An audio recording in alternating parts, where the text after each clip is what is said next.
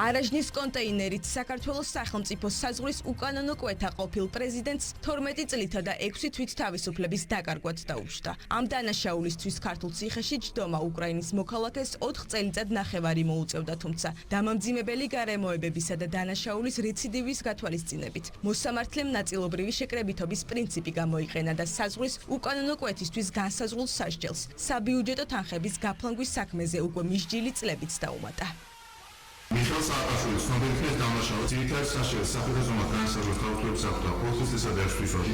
ამ განაჩენის განშულ სასჯელს ნაწილობრივ დაემატა თბილისის საქალაქო სასამართლოს 25 წლის 12 მარტის განაჩენის განშულ სასჯელთან თავისუფლების აქტი 8 წლის ვადი და 3 წლის ვადით სახელმწიფო სამსახურში დანიშნული თანამდებობის დაკავისუფლების აღზრდა. საკუთარი განაჩენის გამოცხადებას პატიმარი ექს-პრეზიდენტი თავისივე სურვილით არ დაესწრო, თუმცა საკუთარი პოზიცია 7 ნოემბრის საქმის სასამართლოს ხდომაზე თქვა. ანადგურებენ და სპობენ ადამიანს, რომელიცაც ყველაფერი უნდა საქართველოსთვის, ვისაც კიდევ ჯერა მე სამუდამო პატიმრობით და განადგურებით ვხდიან იმისათვის, რომ ჩვენი აზერბაიჯანის თანამოქალაქეებისთვის დღეს სწავლზე რამდენიმე ცხვარი გავაცადე. ან 3 პიჯაკი და 1 გალსტუკის 1 პარტოს ყიდვისთვის ან საფუძვლის გადაკვეთის როცა არც ერთ საშუალება საქართველოს ლეგალურად შემოსვლის ადამიანებს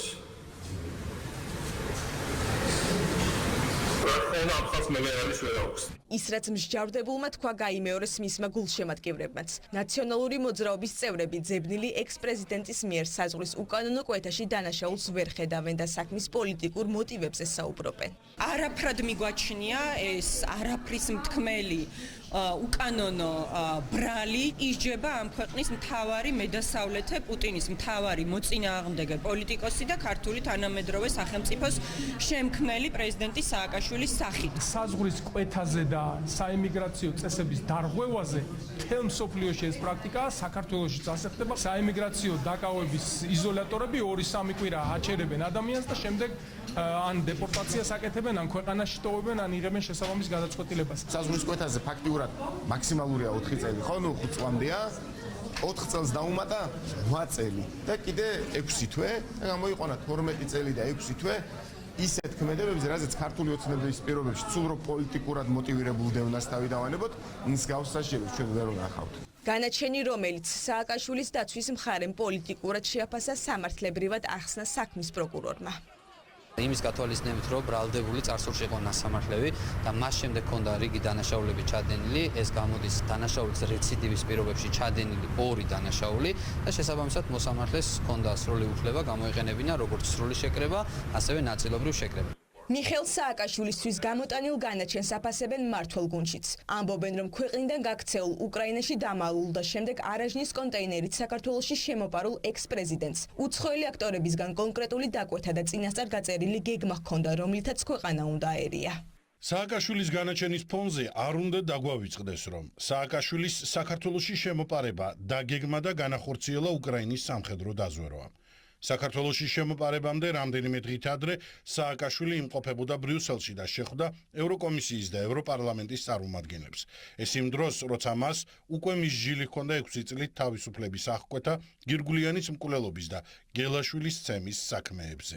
ის რა თქმა უნდა ამას არ გარისკავდა, რომ არა სხვადასხვა ქვეყნების სპენსამსახურების ჩართულობა, სხვადასხვა პოლიტიკოსების ჩართულობა, მას ერთგვარი გარანტია ჰქონდა, რომ ის აუცილებლად იქნებოდა გათავისუფლებული თუ დაიჭერდნენ და ის კი არა, შემთხვევით კი არ არის ის ბინძური PR კამპანია, რაც მიდიოდა აღნიშნულ დაკავებასთან დაკავშირებით. მისი ამ ქმედებით პირდაპირ დაირღვა საქართველოს სახელმწიფო საზღვარი, მისი კვეთის ლეგალურობა, ანუ სისხლისამართლის კოდექსით გათვალისწინებული ქმედება და სასამართლომ მოახდინა ამის სწორი სამართლებრივი შეფასება.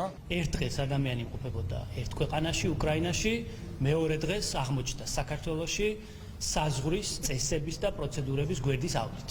ფაქტობრივად რამის 6 თვეში ერთხელ ჩვენ ხედავთ ახალ დანაშაულებს ამ ადამიანისგან, ხედავდით თავის დროზე როცა მოხდა ამ დანაშაულების ჩადენა და ამიტომ მოსამართლემ საბოლოო ჯამში არა შთანთქმის პრინციპით, არამედ დანაშაულის შეკრებითობის პრინციპით მიიღო ის გადაწყვეტილება, რაც მიიღო. ეს არის უდიდესი უტეფრობა, როდესაც მიხეილ სააკაშვილი პოლიტპატიმრად მოიხსენიებ ადამიანს, რომელმაც დაიმკვიდრა თავისი სახელი და ადგილი ქართულ რეალობაში, როგორც ყველაზე სისხლიანმა, ყველაზე არა, პრინციპში შედარებაც არ შეიძლება, როგორც სისხლიანმა მმართველმა ამ ადამიანს შუბლის ძარღვის გაწყვეტაც კი არ შველის, რომ პოლიტპატიმარი დაუძახო.